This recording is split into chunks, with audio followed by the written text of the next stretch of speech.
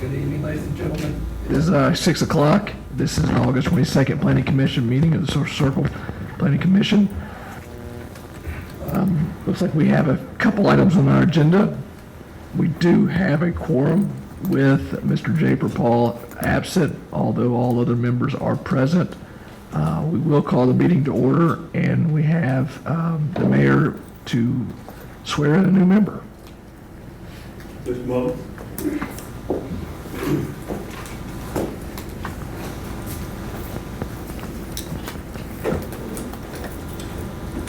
I think you witnessed this the last time when I swore your wife in, so I'll say I, ask you to say your name, and I'll go through this. I won't ask you to repeat it because it's even difficult for me to read all of it. So raise your right hand, please.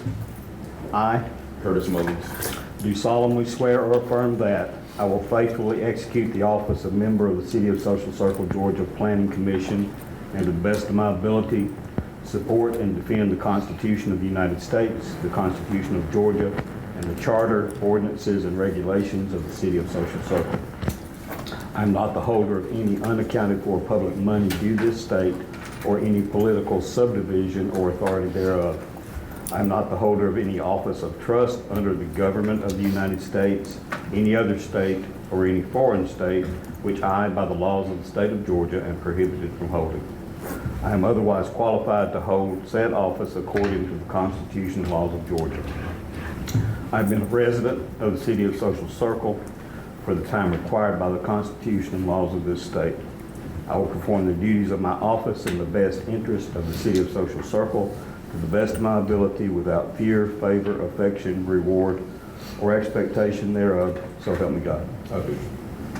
Congratulations, Mr. Moulton. Thank you for serving. Okay. So we get some for y'all? Yeah. You do need that. Yeah.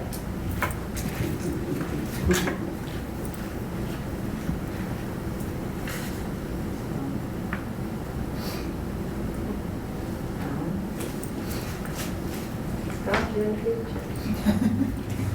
Well, I can only hold that in I so know, long. I know. Yeah. Mr. Mullins, if you will sign this, and a copy is available for you. I'm going to get coffee.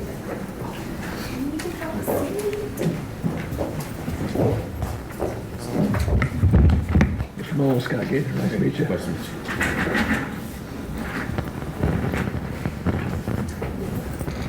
All right. Minutes from the May 25th meeting, we do have them. I'm not sure if everybody's had an opportunity to review them. I know I have not. Since we didn't receive the minutes or these items for the public hearing until about an hour and a half, 2 hours ago,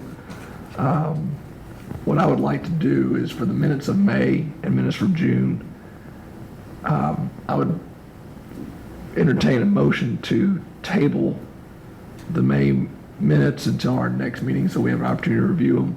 And then I'll ask the same for the June. So much. So we have a motion made by Valerie Walhart to table, and second by Signora. All those in favor signify by raising your hand. Thank you.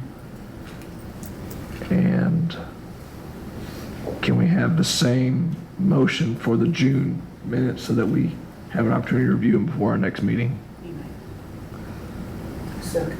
All right, so we have Valerie to table the June 14th minutes and Mr. Gaither, Adolphus Gaither, second. All those in favor, please signify by raising your hand. Thank you. Now we come to the public hearing portion of our meeting. We have one item on the public hearing portion of our meeting, and it is a ordinance amendment to section 12-73F, commonly known as the Peddler's Ordinance. And before we begin, before I ask staff to present it at public hearings, operate in a unique fashion. For those that are unfamiliar with it, the staff will have the opportunity to present the item and give a staff recommendation, at which time Planning Commission members may ask the staff questions, and then upon closing of those questions, we'll open up to a public hearing I'll call, the chairman will call for those speakers who would like to speak in favor of the request, and then I'll call for those speakers who would like to speak in opposition to the request. The total amount of time for each side, for and against, is 10 minutes. Not 10 minutes each person, but 10 minutes for each view. We'll close the public hearing, and then the planning commission will deliberate on the item and render a recommendation to the mayor and council, at which time they'll hear this item at their next meeting, hold a public hearing in a similar fashion, and they'll render a decision. So with that said, Ashley, would you introduce the item for us, please? I most certainly will. So this public hearing is for the consideration of an amendment to section 1273F, commonly known as the Peddler's Ordinance of the City of Social Circles Code of Ordinance. And what we're trying to do with this amendment is make the way the code is written currently match the intent of the code, or match the intent of this ordinance. The major changes that you're going to see are under the exemptions, which is under section 3F of this ordinance. And that's basically separating out school functions as an exemption, so they have their own exemption now instead of being lumped in with churches and nonprofits. And then exemption number 1 got modified to clarify that members of nonprofits or religious organizations are exempt from the peddler's ordinance. And then number 3 was modified to say that businesses acting on behalf of nonprofits or religious organizations or receiving a cut or donating a cut of their profits to religious organizations or nonprofits, they have to have an active business license, and they have to apply for a peddling permit, even though they would be exempt from the restrictive the restrictions under section 2, and they would only be allowed to peddle for 26 days out of the year, so twice a month or 26 days consecutively, however they would want to do that.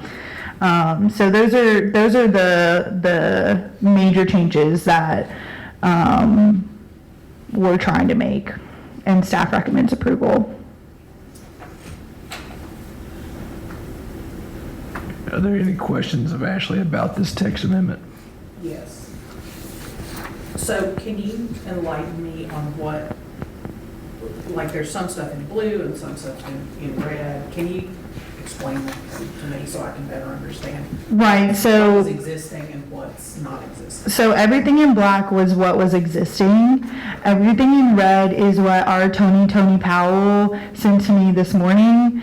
And everything in blue is the additions or changes that I made after speaking with the city manager and our attorneys, and kind of just making sure we're covering everything that was that we wanted to cover. So the blue are my edits, the red is Tony's edits. Okay.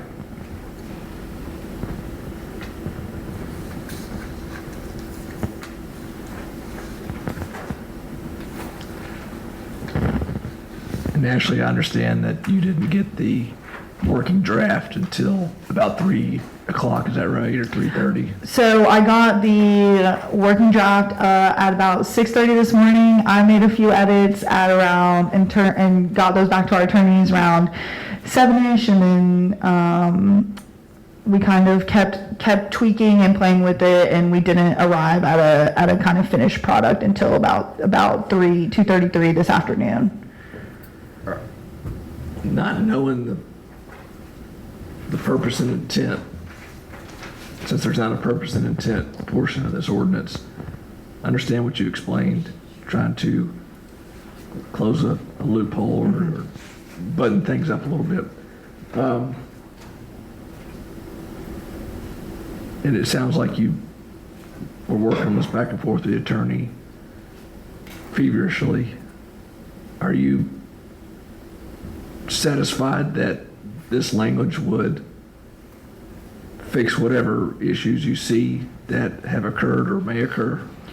Yes, I think the specification that members of a nonprofit or religious activity, that's who would be exempt for an indefinite amount of time. So you would have to be a member of a church or a member of a nonprofit group like a Girl Scout or a Boy Scout. They wouldn't have a time constraint, but businesses acting on behalf of a nonprofit or religious organization, so businesses that would be donating a portion of their profit to either one of those organizations would have a time limit, and we felt that 26 days was an adequate amount of time. You know, twice a month you could use all 26 days. In the summer, if you wanted to, if you have, let's say, a fireworks business, and you want to set up on a church property and you wanted to sell your fireworks right before 4th of July, you could use your 26 days then. And you would have to have an active business license. So I think that was a big hang up of the community, is that, they want to see businesses with active business licenses in the City of Social Circle. But the language in this ordinance just states that you have to have an active business license. It doesn't have to be from the City of Social Circle. Yeah, it could be statewide. It could be statewide. How would this affect my daughter with a lemonade stand in front of my house? I'm a nonprofit. I've got a nonprofit that I run and operate. She's raising money. How does that affect her? So she's not a member of the nonprofit. She's a member of my family. Yeah. Are you growing the lemonade? Are you growing the lemons on your property? No, find them commercial way. So she would only be allowed to sell 26 days out of the year. She's not a member of the nonprofit. Okay.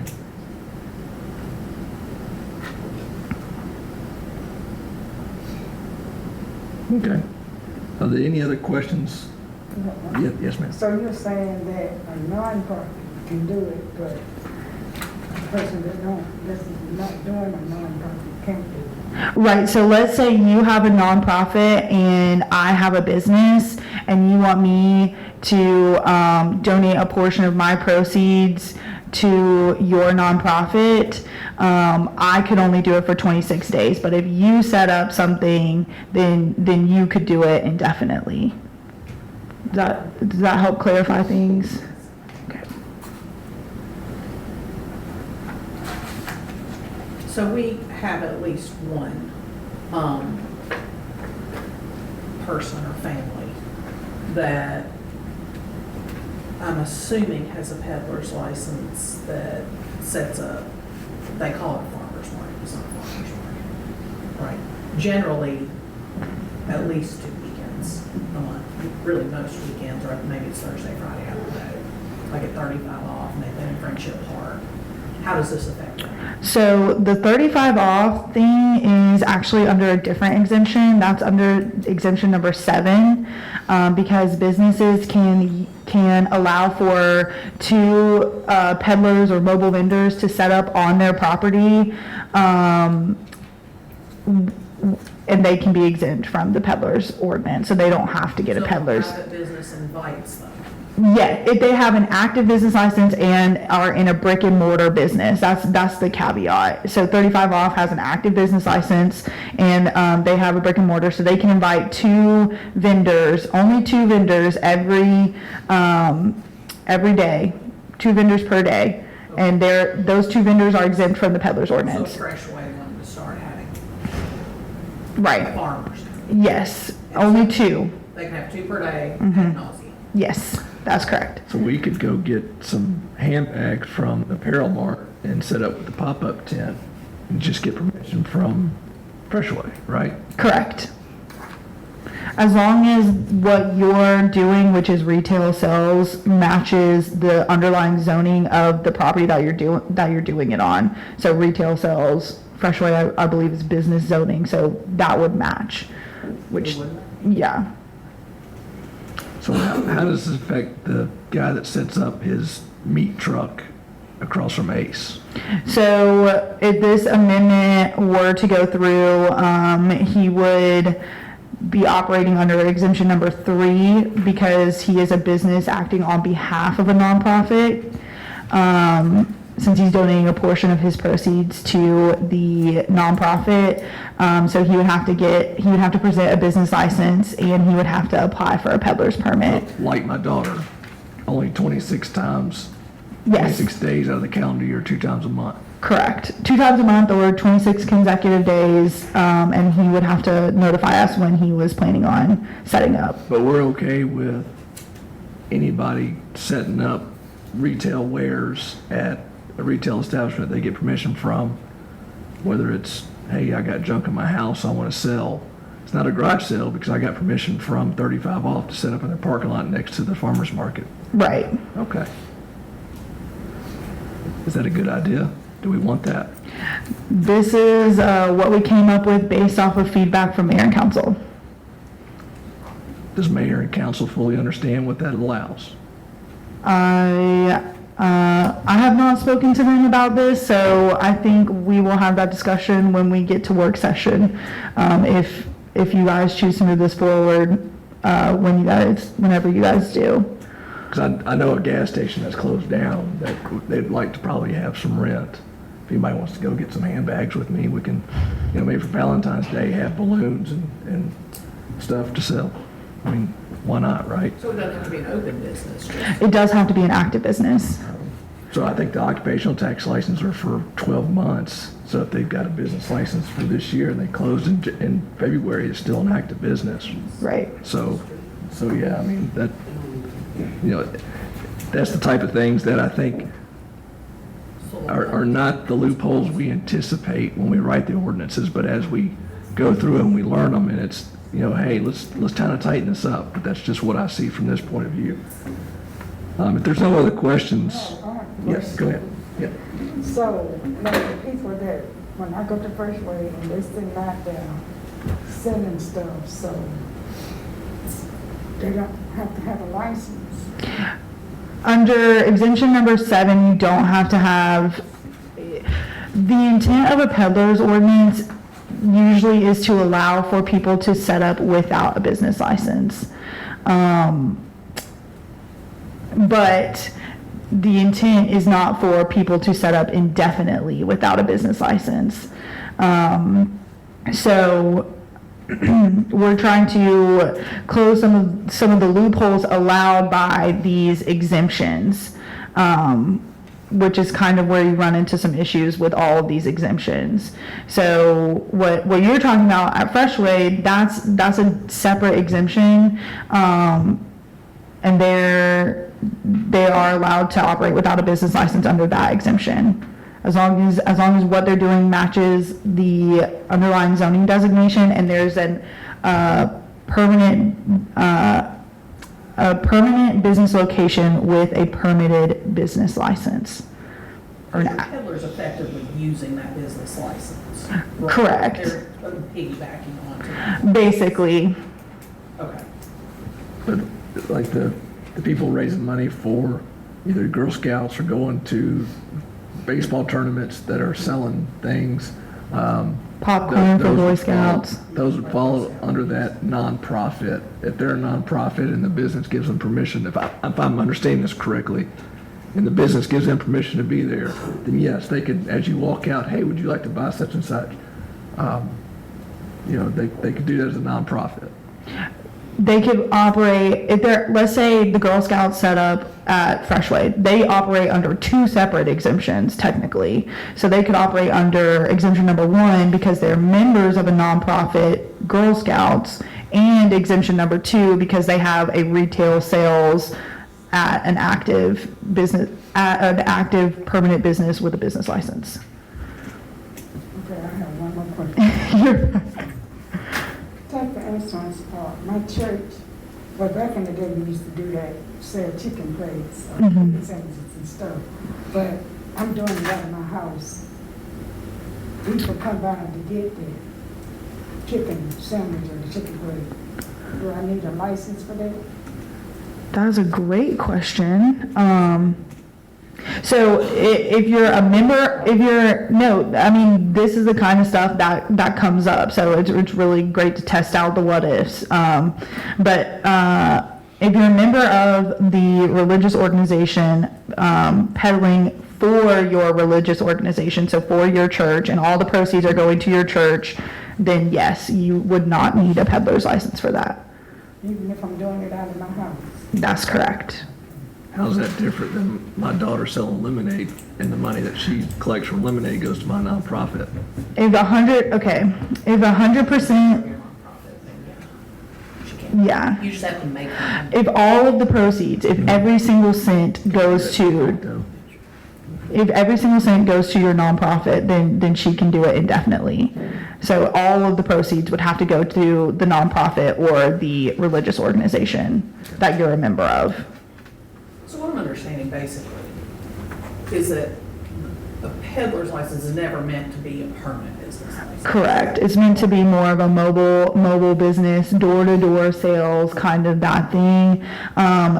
But what we're talking about, what we're amending is exemptions too.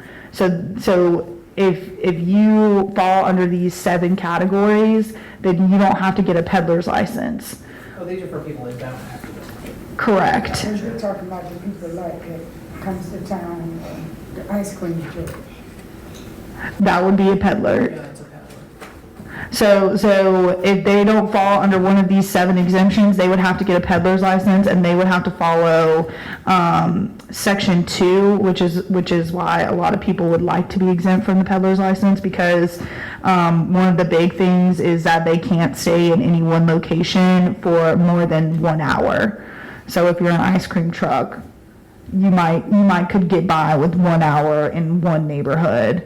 But if I'm a food truck, if I want to set up at 11 o'clock in the parking lot to throw my tacos, I can't do that because it's unlikely I would do that because of the time limitation under section 2. Right. Unless you're at 35 off or Freshway, If they give you. if they give you permission, right?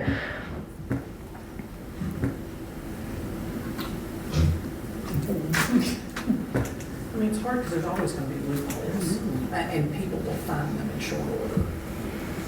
I just think about the little kids running out to the ice cream truck. They not really get an ice cream man. Well, they can, as long as he doesn't sit in front of their Yeah. house for more than an hour. He can go 2 houses down and then stay for another hour. If he's staying in a place for an hour, he's making a lot of money. Yeah. He needs miles of those tires to make money. Yeah, I mean, he's. You're gonna get tired of hearing that circus music. Yeah. Would there be, is there any provision made for, or how does this work when there are city-sanctioned events or like an event sanctioned by another organization and say, hey, we want Those are vendors and we exempt. want. City events are exempt. There. Yeah, so like Friendship Festival, if you're registered with the city, and you're participating in a city special event or city sanctioned festival or any other event that is sanctioned by the city, you're exempt from the peddler's ordinance. What about, So like well, no, because that would fall under nonprofits, like church festivals and stuff. yeah, so the members of the church are doing the peddling, so they would fall under exemption Well, number 1. Sometimes you have other people come, like, Outside vendors. yeah, you have outside vendors come in. If they're donating all of their profits to the church, No, they usually donate No. all their. well, then they would fall under the 26-day caveat. So if they're only coming to like one revival a year, then they would be okay. So it wouldn't negate that, like, your church could still do that. Oh. So you just can't do it more than twice a month. Yeah. Okay. So for this gentleman setting up the meat trailer, he would, if this is approved by mayor and council, as written, he would have to have a business license somewhere in the state of Georgia, Right. and he would get a peddler's license, and he'd only be allowed to do it at that location for 26 times, correct? Correct. Okay. But he would be exempt from that section 2, which talks about what you can't do as a peddler. But he could go to, But Retail. he could go across, if Ace had room for him across the street, he could go across the street and because they're a retail business. be under exemption number 7.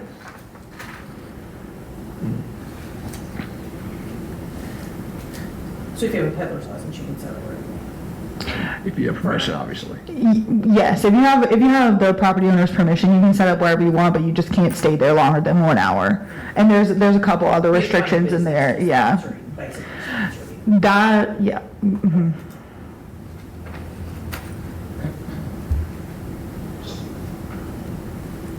So you're saying the person can't stay at First Stream longer than 1 hour? No, they can. Oh, okay. They can if Freshway gives them permission to be there. They That, fall under an exemption. right, if they fall under an exemption, they don't have to follow that 1 hour rule. But if they don't meet any of these exemptions, they have to get a peddler's license, and then they have to follow all the rules of the peddler's ordinance, which is one of them being you have to leave after an hour, and there's some time limitations too. Yeah, and then it just basically says like if the police ask you to leave, you have to leave. Okay. So I'm looking at this text amendment, Ashley. It looks like it's removing the entire section 12-73F and replacing it with the provided language that you have provided us. But there's nothing in here that talks about penalties. Like, what if I say, you know what, send code enforcement after my daughter, what's gonna happen? What's the penalties on that? Is code enforcement coming out, giving me a warning? Do they come out, give me a citation? Where's that with this ordinance? I believe that would come from our UDC, the violations and penalties section of that, since this is part of the zoning ordinance and stuff. So typically what we do is a verbal warning, and always the goal is compliance. So we typically do a verbal warning, and we try to work with the violator to get them into compliance. And then if that doesn't work out, then we send a certified letter and all of that good stuff. And then if after the certified letter, if it still doesn't work out, then we move on to citation and a court date and stuff like that.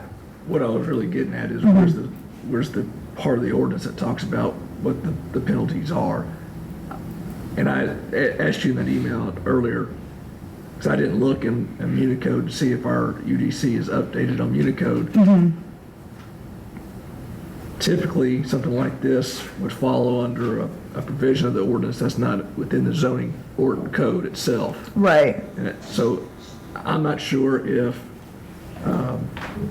Chapter 12, Article 4 is in the zoning portion of the ordinance or in something that's maybe licensing or another provision of the ordinance. That's what I was asking. Yeah, I apologize. Under section 4, it does talk about penalties a little bit. It just says, the penalties provided for the violations of this ordinance are set out in the general penalty section of the Code of Ordinances, which are under the authority of the municipal court as established by the code. Okay, I must have not printed that. I'm sorry. No, you're fine. I didn't see that section 4. Mine just stops. Oh, okay. All right, then. It's a small section. It is. What, And I don't know why the typography is like that. It was in Times New Roman. what I was looking at is usually that's the severability clauses Yeah. of an ordinance and not within the body. So I didn't see that. Thank you.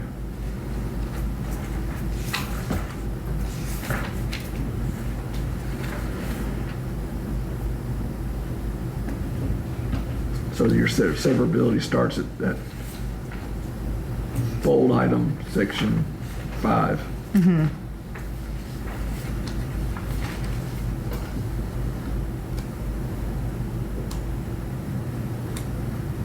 Okay. If there's no other questions, we'll open up the public hearing. No, we do not have anyone here to speak in favor for, but we do have someone here to speak in opposition. Mr. Doug Hawkins has signed up. Mr. Hawkins, would you like to come to the podium?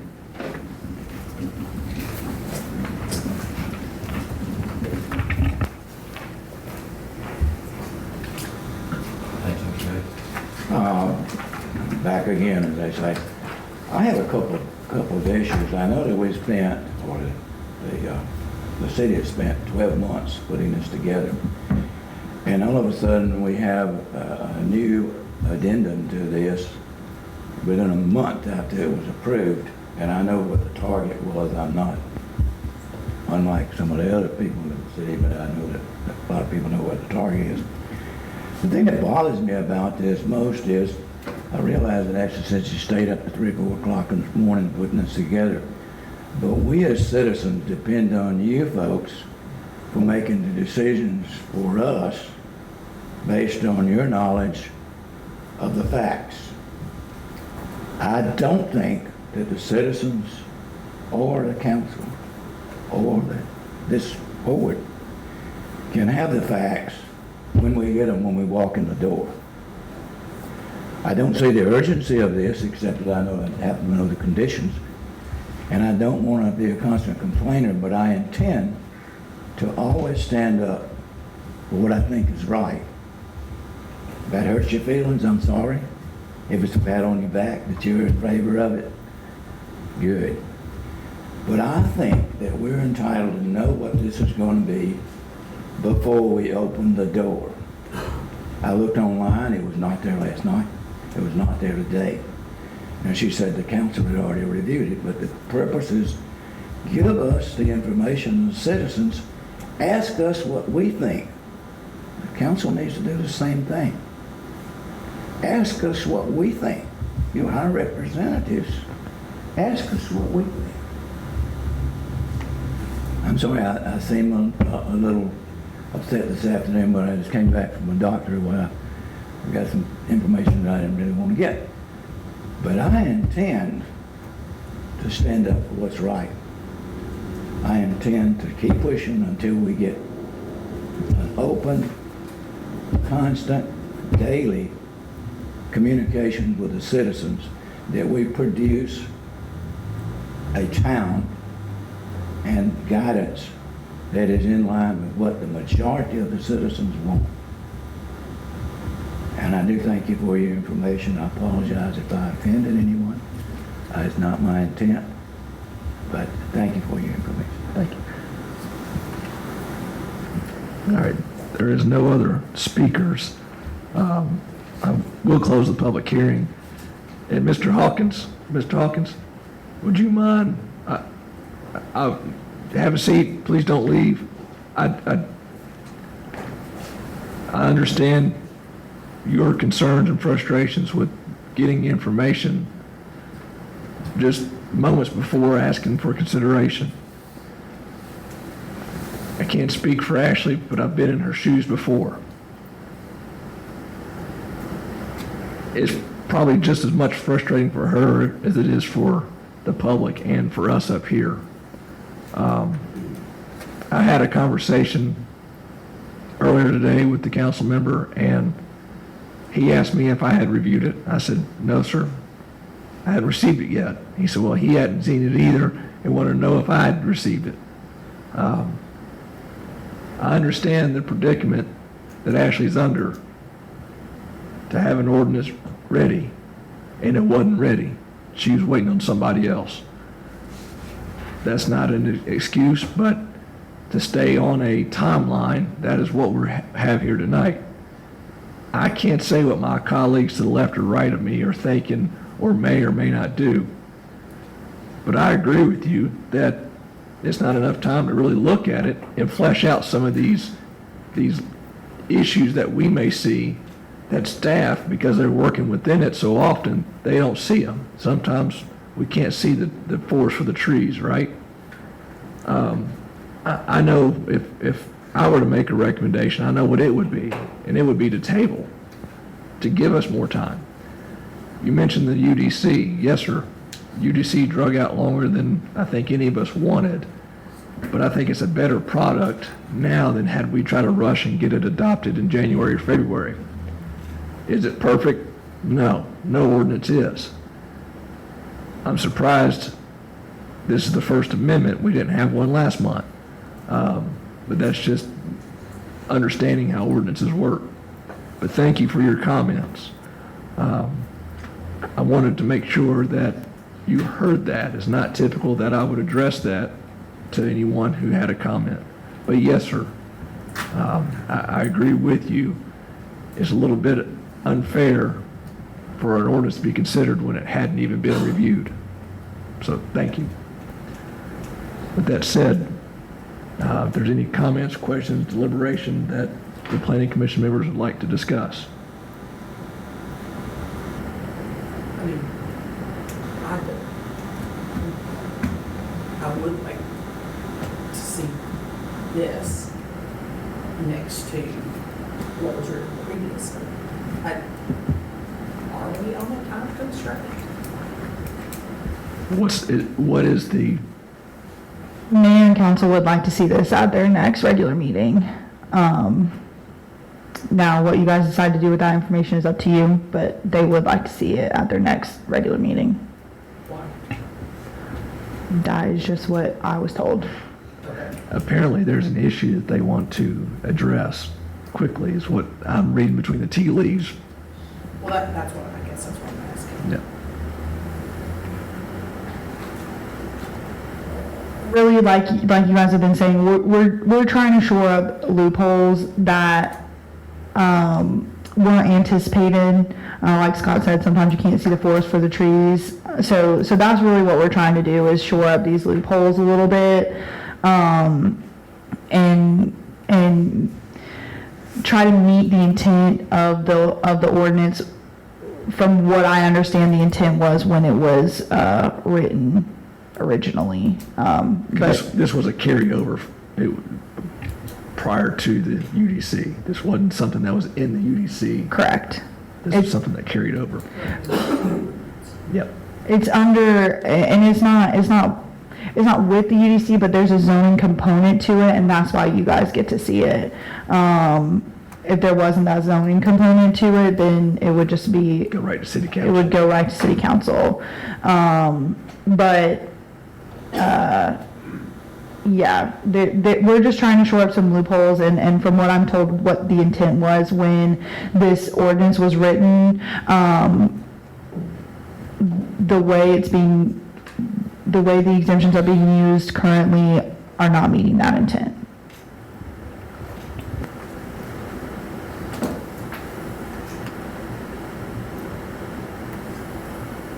Steve Ashley. Here's a quick question, if you know what I'll let the chairman decide. I'm sorry. We have somebody who wants to make public comment. or a question. Well, typically, our public hearing is closed, so questions and comments are inappropriate afterwards. Seeing as we are a friendly community, and it's not like this is really controversial, and we've got a lot of people, if you've got a question about the ordinance, I'm happy, Ashley, with hearing it and you answering it. It's just a quick question. Ashley's familiar with me. I just recently became the HOA president over at Dove Landing Phase 4. I was just glancing down and I so happened to see where it said peddling is defined as a person or persons engaging in the act of going door to door in some instances. My question with that is, we're gonna come up here pretty soon with children running band, cheerleading, things like that. You may wanna go through the neighborhood selling candy bars or whatever. I'm not about to sit here and call the cops on, teenagers because they want to sell Milky Way so they can go to Washington DC and watch the parade. But there are some people behind the scenes who want to be seen and heard and don't want the kids in the neighborhood. So I'm asking as HOA president, how would this pan out? You know what I mean? Do I go straight to my covenant and bylaws with this, or because I'm trying to make sure I'm in the middle, I'm satisfying what the city social circle is saying with this, and you don't mind in the covenant bylaws as well. So as far as the city's concerned, if they're with a school organization, they're exempt from the peddler's ordinance. So if it's a school cheerleader or, you know, they're with the school band, you know, they can do, the door-to-door sales and they don't have to have a peddler's license. If you do get a door-to-door salesman that comes to your residence, we recommend that you ask to see their peddler's license. They should have one. If not, then they're a violation. Because we have got, just recently, another neighbor said, like you just said about someone else other than the children came on the hoverboard. Yeah, he came, yeah, saw him too. Mhm. And, I was asked, I think it was Eric, asked was like, okay, did you call the cops? I'm like, I was supposed to call the cops on me, you know, but now I'm understanding. But that was my main concern, how would we treat the children, you know? Now, there is a provision in section 2 that talks about if a homeowners association has posted no soliciting, no solicitations, no peddlers, and they cite the city's ordinance, and they still come in, I'm guessing at that which point you call police, and police can say, hey, they got a sign, didn't you see it? You can't do that here. Is that right, Ashley? That is correct, and I think I know what you guys are talking about with the hoverboard salesperson. Yeah. I think I saw that on social media and stuff. But yeah, the advice we would give to neighborhoods is if you have a no soliciting sign and you cite our code, then it's posted. You can call the cops and let them handle the situation and enforce the ordinance. Thank you, that was it.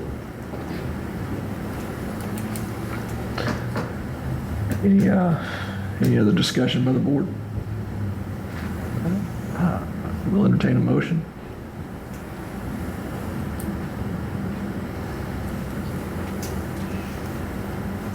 And for, just to jog your memories, because it's been a minute, there's several actions we can do. We can recommend to approve with amendments, deny, or table.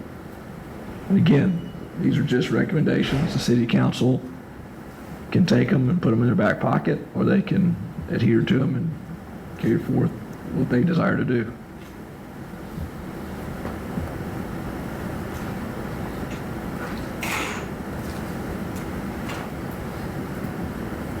Make a motion to table it.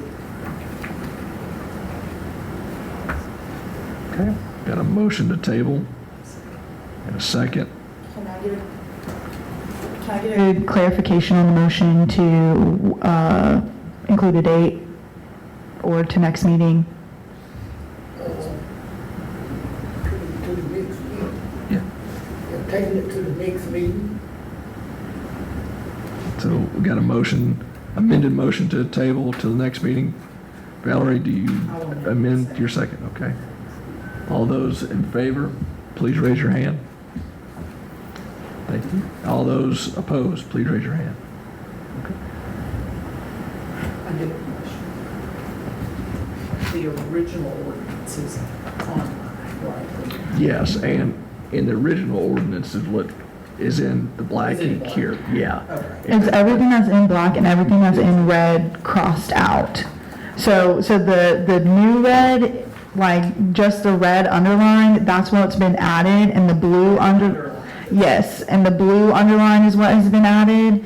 And then in some of the red and some of the blue, you'll see some crossing out. If it's red and crossed out, That's what has been taken away. it's been taken away. Yes. That was a draft, and then they amended that draft.